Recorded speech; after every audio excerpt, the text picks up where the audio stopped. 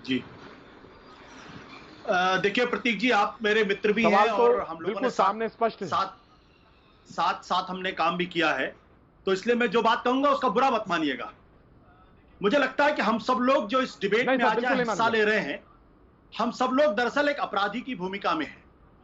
और अपराधी की भूमिका में इसलिए है क्योंकि हम लोग वो काम कर रहे हैं जो हमें नहीं करना चाहिए। दीपिका पादुकोण को अभी सिर्फ सम्मान दिया गया है, लेकिन मैं पिछले 3 दिनों से देख रहा हूं कि उसको अपराधी बना के उसकी छवि को नष्ट भ्रष्ट किया जा रहा है।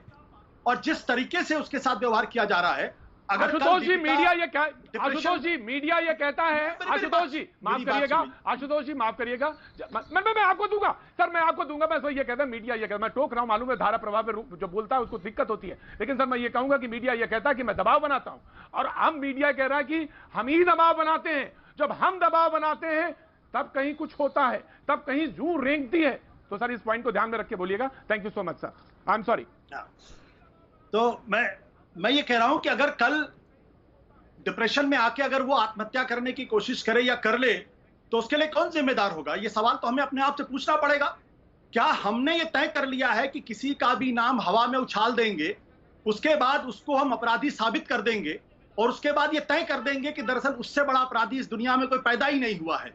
ये जो परंपरा शुरू हुई है, इस परंपरा के बारे में क्या कुछ कभी कोई बातचीत होगी या बातचीत नहीं होगी? और इसमें दो चीजें हैं।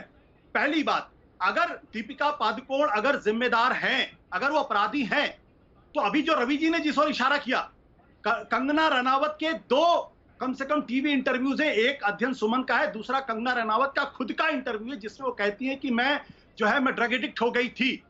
तो ये एनसीबी की नजर कंगना रनावत पर क्यों नहीं पड़ती है? उनको सम्मन क्यों नहीं जाता? उनसे पूछताछ क्यों नहीं करती? दीपिका पर होती है, दिया मिर्जा पर होती है, रिया चक्रवर्ती पर होती है, इन सब पर होती है।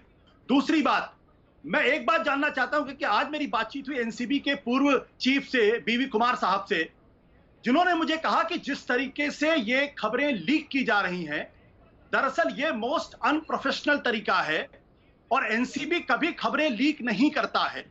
इसका मतलब यह है कि खबरें जानबूझकर लीक की जा रही हैं।